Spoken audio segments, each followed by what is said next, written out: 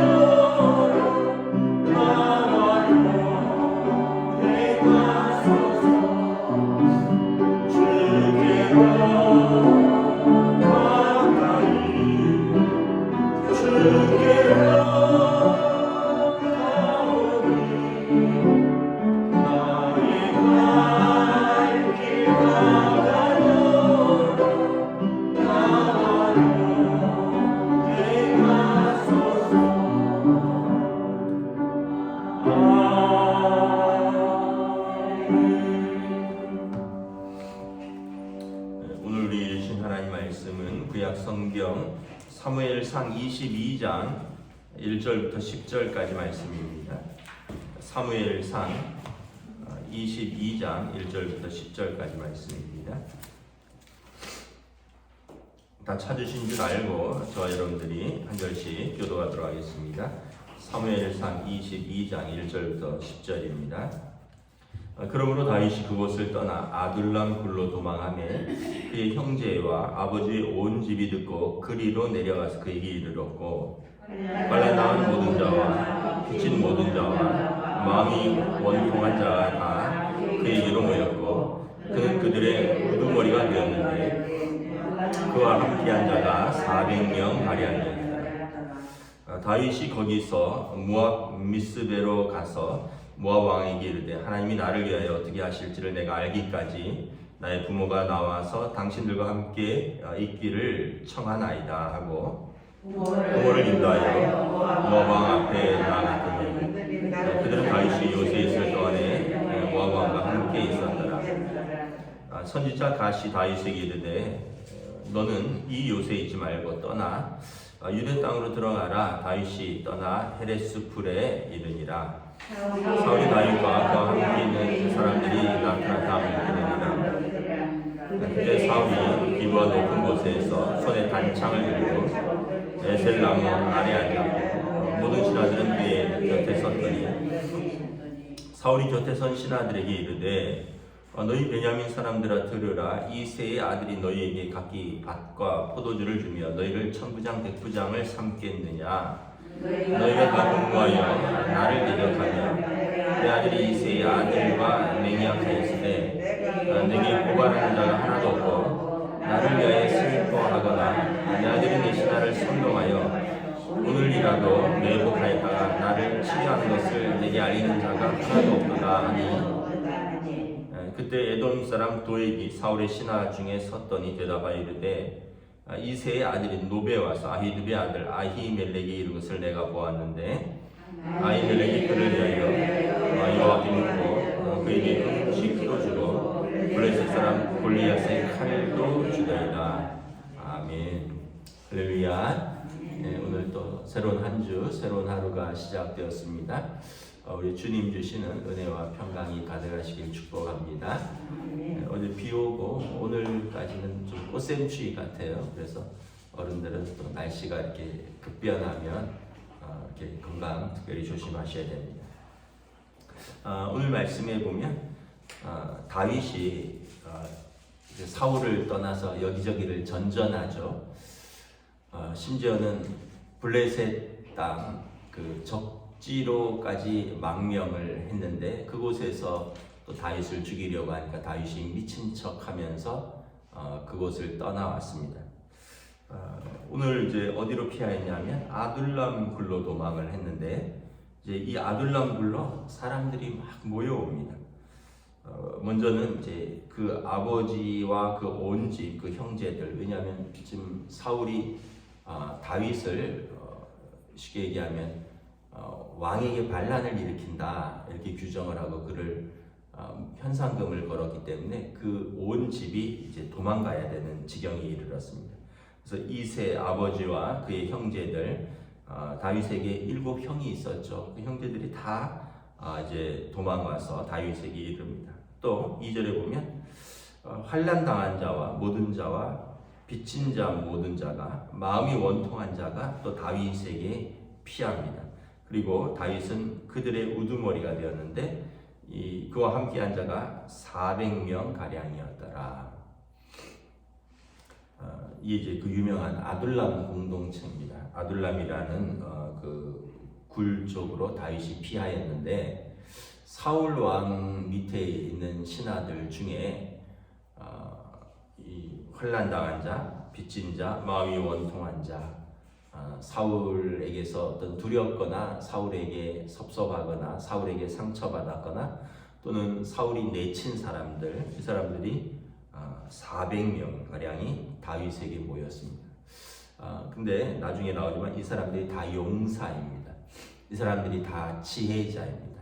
이 사람들 중에 일부는 제사장도 있고요.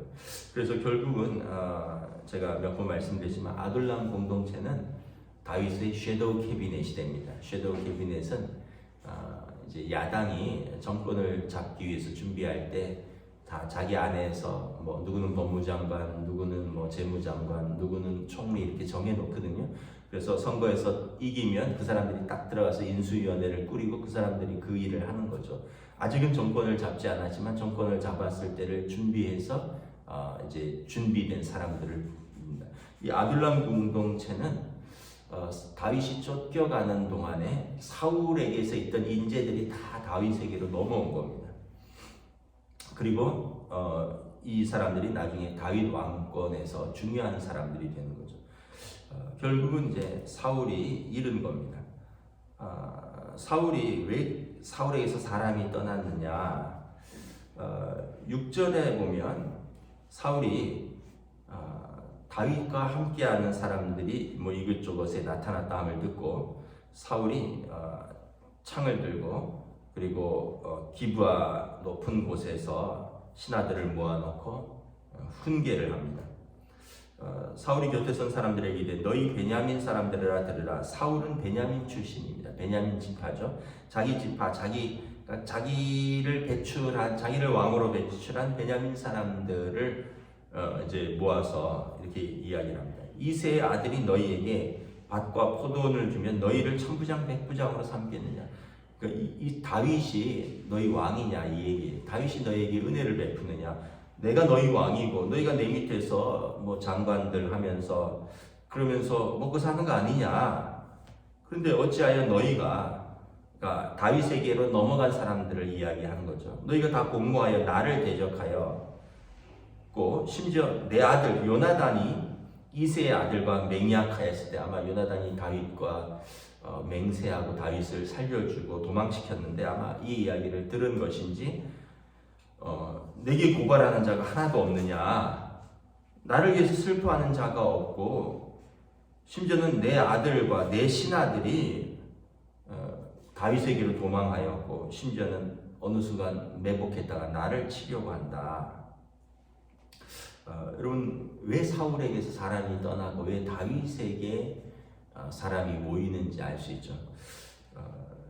제가 이제 말씀을 준비하면서 두 가지 생각을 해봅니다. 첫째는 여러분, 우리가 이렇게 좀 고난이 우리를 겸손하게 합니다. 고난이 사울은 어느 날 갑자기 왕이 된 사람입니다. 다윗도 골리앗을 죽이고 소년급제한 사람이죠. 사울의 과정을 다윗이 그대로 밟았다면, 물론 이제 다윗은 좀 다른 성품과 다른 믿음을 가졌으니까 다를 수도 있다라고 기대하지만, 여러분, 우리가 그 소년급제하면 세상 물정이라든가 세상 이치라든가 또 사람들과 좀 어울리면서 살아가는 것들을 잘 모를 수가 있어요. 뭐 일찌감치 그냥 출세해서 승승장구를 달리면서 어린 나이에 뭐 정부의 고위직에 들어가고 어린 나이에 뭐 예를 들면서 뭐 30세 막 총리하고 뭐 40세 뭐 대통령하고 이러면 어쩌면 자기 자신을 잘 모를 수도 있어요. 그리고 세상 돌아가는 이치를 잘 모를 수도 있고 또 자기가 또 잘난 줄 알고 좀 교만할 수도 있습니다. 사울이 그런 사람이죠. 사울은 어느 날 갑자기 이스라엘의 왕을 달라고 백성들이 요구하는 가운데 이스라엘에서 제일 잘난 사람을 어느 날 하나님께서 기름 붓고 그를 왕으로 세우셨습니다. 그 사울은 어느 날 왕이 됐어요. 그리고 그 왕권을 지키려고 사람들을 다 내칩니다. 반대로 다윗은 소년급제했습니다. 골리앗을 물리치고 어느 날 왕의 사위가 됐습니다. 어느 날 장군이 됐습니다. 그런데 이제 다윗이 그때부터 고난이 찾아온 겁니다. 고난 속에서 다윗은 할 수 있는 게 없었어요. 피하고 도망치고 견디고 참고 하나님 앞에 기도하고 그러면서 다윗은 어떻게 잡초 같은데 아주 강인한 생명력을 갖게 되는 거죠. 그러면서 난 언제 죽을지 모르는데 나에게 오는 사람들에게 잘해주는 거죠. 은혜를 베푸는 거죠. 우리가 그런 표현을 쓰잖아요. 온실 속의 화초라는 표현을 쓰잖아요. 뭐 저희도 뭐 가끔 교회에서 꽃 사고 이래서 뭐 양재동 꽃시장이라든가 뭐 어디 저쪽에 뭐 예전에 충남 아산에 있는 꽃시장까지도 가고 이랬는데 가면 한겨울에도 거기는 온도가 한 20도 정도 되는 것 같아요. 연탄 난로를 피워서 꽃들은 따뜻하더라고요. 그러니까 이 온실 속의 화초라는 게 그 얘기인 것 같아요. 온도 다 맞춰주죠. 물 뿌려주죠. 그런데 어쩌면 이제 거기서 나가면 이제 그 온도와 그런 물이 공급이 안 되면 바로 죽어버리는 거죠. 근데 여러분 산에 보세요. 진달래, 뭐 또 개나리 이런 건 겨울에 다 죽은 것 같아요. 특별히 뭐 산에서 진달래 보호하려고 하는 거 없잖아요. 근데 여러분 조금 있으면 보세요. 남산에 진달래가 분홍빛으로 막 피어오릅니다. 개나리가 막 피어올라요. 좀 있으면 뭐 빨갛게 철쭉이 올라옵니다. 하얗게 또 뭐 꽃들이 올라옵니다. 그런 꽃들은 보면 그냥 야생에서 추위를 견디고 더위를 견디고 비가 오면 비 맞고 비 안 오면 그 가뭄 속에서 살아남고 한겨울에는 꽃들이 있는지 없는지 살았는지 죽었는지도 모르는데 아주 잡초 같은 생명력으로 때가 되면 피더라고요. 근데 들여놓은 것들은 이제 죽기 다반사인 거죠. 우리 인생도 여러분 고난 속에서 우리가 하나님 의지하고 살아남으면 그게 축복이에요. 여러분 고속도로 길을 쭉 가면 빨리 가긴 하는데 가끔 여러분 이렇게 휴가 때나 이럴 때 국도로 이렇게 가보세요. 제가 이제 강원도 쪽이나 이런 데 가면 막국수 좋아하기 때문에 이렇게 막국수 집을 찾아서 이렇게 고속도로를 내려서 이렇게 쭉 가다 보면 막 가다 보면 이제 그 지역의 명물들이 보여요. 여기 새말에 무슨 막국수가 있구나. 여기 안흥에 뭐 찐빵집이 있구나. 아이고 여기 평창에 무슨 고깃집이 있구나. 그러면서 꼬불꼬불한 길, 옛날에 시골을 살 때 이렇게 막 걸어서 다녔던 그런 꼬불꼬불한 길. 고속도로 다니면 그냥 쉥쉥 달려서 빨리는 가는데 주변에 눈을 둘 때도 없고 제대로 보고 또 마음에 감상할 때도 없고 추억을 떠올릴 때도 없는데 시골길을 이렇게 가다 보면 꼬불꼬불 가다 보면 옛날 생각도 나고 안 보이는 것도 보이고 그러면서 이제 새로운 것들이 이렇게 눈에 들어오는 거죠. 이게 여러분 아무 고난도 없이 그냥 쭉 자라면 좋겠죠.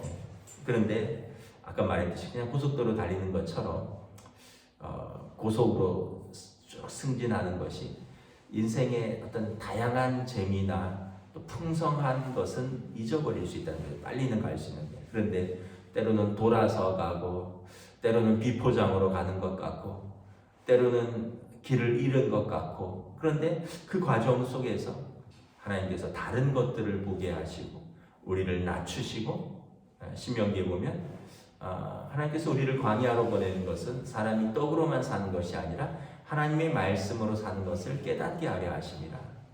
너를 낮추신 것은 너가 하나님의 말씀에 순종하는가 순종하지 않는가 하나님께서 알려하려 하십니다. 그래서 여러분 우리가 이 고난의 길을 통해서 사람이 떡으로만 사는 거 아니다. 우리는 하나님을 의지하고 하나님의 말씀으로 사는 걸 배웁니다. 그러면서 우리가 고난 속에서 하나님의 말씀에 순종하는 것도 배웁니다. 겸손도 배우는 거죠. 그래서 여러분 우리가 고난 앞에서 하나님을 의지하고 잘 견디고 이기면 여러분 우리를 더 풍성하게 하고 더 성숙하게 하는 줄 믿습니다. 그리고 고난 없는 사람은 아무도 없어요. 자, 그 다음에 왜 다윗에게 사람이 모이고 왜 사울에게 사람이 떨어질까? 우리가 이 두 가지를 보면서 다윗에게 온 사람들이 어떤 사람입니까? 원통한 자, 환난당한 자, 빚진 자. 다윗은 이 사람들을 다 품어요. 사울은 있는 사람들도 내칩니다. 화를 내죠. 6절, 7절에 높은 곳에서 창 들고 자기 지파, 자기 가장 충성하는 사람들 모아놓고 막 화를 냅니다. 너희들에게 천부장, 백부장 주는 사람이 누구냐? 너희들에게 밭과 포도주를 주는 사람이 누구냐? 심지어 자기 아들도, 내 아들도 적과 내통해서 다윗을 살려주고 내 신하들은 글로 도망가서 나를 매복해서 나를 죽이려고 그러고 그 입에서 나오는 게 독설밖에 없어요. 여러분 고린도서 말씀에 하나님의 영을 받은 사람은 하나님께서 내게 주신 것을 은혜로 안다 이런 표현이 있습니다. 여러분 하나님의 영을 받은 사람들은요 하나님께서 내게 은혜로 주신 것을 압니다. 그런데 자기로 가득 차 있는 사람은 하나님께서 내게 주신 것 중에서 부족한 것만 찾아요. 다윗은 지금 도망 다니면서 한 사람 한 사람이 너무 귀한 거예요. 이 사람들이 나중에 장군이 될 사람들입니다. 이 사람이 나중에 모사가 될 사람들입니다. 이 사람들이 나중에 다윗을 위한 제사장이 될 사람들입니다. 한 사람 한 사람들이 너무 귀한 거예요. 근데 사울은 자기에게 있는 장군들, 자기에게 있는 모사들, 심지어 자기에 있는 아들도 마음에 안 드는 거예요. 막 화를 내고 불평하고 혼내고 이러니까 사람들의 마음이 점점 사울을 떠나는 거예요. 여러분 우리도 한번 생각해 봐야 돼요. 내 입에 무슨 말이 있는지를 한번 생각해 보세요. 뭐 옛날에 그 드라마 같은 데 보면 김수미나 무슨 욕쟁이 할머니들 나오잖아요. 입만 열면 불평하고 입만 열면 화를 내고 입만 열면 남 험담하고 이런 드라마에 보면 그런 할머니들 나오잖아요. 그럼 여러분 좋던가요? 여러분 주변에 그런 사람이 있다고 생각해 보세요. 여러분들이 어머니고 여러분들이 할머니인데 여러분들 남편, 여러분들 아들, 딸, 여러분들 손자, 손녀 있는데 우리 할머니, 우리 엄마가 또는 우리 할아버지, 우리 아빠가 입만 열면 화를 내고 입만 열면 나를 혼내고 입만 열면 짜증내고 이러면 여러분 내 아버지, 어머니라도 내 할아버지, 할머니라도 자녀들이나 가족들이 가까이 가기가 쉬울까요? 그래서 여러분 하나님이 내게 은혜로 주신 것들을 귀하게 여겨야 됩니다. 귀하게 여기고요. 그러면 내가 귀하게 여기면 사람들도 나를 귀하게 여겨요. 저 사람에게 가면 나를 귀하게 여긴다. 그러면 어떻게 돼요? 그 사람과 함께 있는 것이 즐겁죠. 기쁘죠. 감사하죠. 저 사람한테 가면 지만 높아요. 지만 잘났어요. 자기만 자랑해요. 다른 사람들은 전부 흔히 말하는 대로 알로 봐요. 다른 사람들은 전부 무시해요. 다른 사람들은 인간 취급 안 해요. 다른 사람들은 맨날 혼내고 욕하고 그러면 마음이 떠나는 거죠. 지금 사울의 상태가 그래요. 다윗의 상태랑 완전히 정반대죠. 하나님께서 내게 은혜로 주신 사람들을 은혜로 받지 못하는 거예요. 왜냐하면 자기 안에 분노의 영, 자기 안에 자기로 가득 차 있는 거죠. 말씀을 정리하도록 하겠습니다. 왜 사울이 사울밖에 될 수 없느냐? 사실은 그에게 주신 은혜, 그에게 주신 축복, 그에게 주신 하나님의 여러 가지 사랑들을 사울은 잊어버리고 자기 사랑으로 점점 채워진 겁니다. 반면에 다윗은 하나님께서 주신 것들을 귀하게 여깁니다. 심지어 그것을 잃어버리고 쫓겨다님에도 불구하고 하나님 앞에 매어 달려 있습니다. 그리고 때가 되면 다윗 왕국이 이루어지는 겁니다. 아까 아들람 공동체 때가 되면 그 사람들로 이렇게 나라가 세워지는 것입니다. 사울은 때가 되면 그 사람들이 시간이 지나면서 점점 잃어버린 겁니다. 저와 여러분들의 인생에서 여러분 하나님 주신 은혜로 점점 채워지고 또 내게 주신 사람들을 귀하게 여기고 그래서 하나님 앞에서 사람들 앞에서 우리의 삶이 살아가면 살아갈수록 더 풍성해지고 살아가면 살아갈수록 더 은혜가 넘치는 저와 여러분 되시기를 우리 주님의 이름으로 축복합니다. 기도하겠습니다. 하나님 은혜를 감사합니다. 오늘 참 다윗이 아둘람 돌로 피하였을 때 그에게 아무 힘도 없는 그에게 도망자인 그에게 심지어 왕의 현상 수배범인 그에게로 사람들이 억울한 자, 원통한 자, 가난한 자, 환난당한 자, 빚진 자들이 다 다윗에게로 넘어옵니다. 이 사람들은 원래 사울의 신하들이었고 사울의 충성된 부하들이었는데 사울이 그들을 외면하고 사울이 그들을 위협하고 사울이 그들에게 상처를 주었고 사울이 그들을 내쳤기에 그들이 사울을 떠나 다윗에게로 가는 것을 바라봅니다. 그럼에도 사울은 깨닫지 못하고 자기에게 주신 사람들, 자기에게 주신 은혜들을 깨닫지 못하고 계속해서 화를 내고 분노하고 질책하고 위협하며 점점 자기의 길을 잃어가는 모습들을 바라봅니다. 우리도 다시 한번 돌아봅니다. 내 인생 또 나의 인간됨의 그릇들, 나의 삶이 점점 더 풍성해지는가, 점점 더 빈곤해지는가, 우리의 관계들, 우리의 삶의 지경들, 무엇보다 우리의 믿음들, 하나님께서 내게로 은혜로 주신 것들을 감사히 여기고 귀히 여기고 그리고 소중히 여기고 아름답게 갖고 갈 수 있는 주의 백성들로 인도하여 주시옵소서. 감사를 드리오며 우리 주 예수 그리스도 이름으로 기도드리옵나이다. 아멘. 하늘에 계신 우리 아버지 이름을 거룩하게 하시며 아버지의 나라가 오게 하시며 아버지의 뜻이 하늘에서와 같이 땅에서도 이루어지게 하소서. 오늘 우리 일용할 양식을 주시고 우리가 우리에게 잘못한 사람을 용서하여 준 것 같이 우리 죄를 용서하여 주시고 우리를 시험에 빠지지 않게 하시고 악에서 구하소서. 나라와 권능과 영광이 영원히 아버지의 것입니다. 아멘.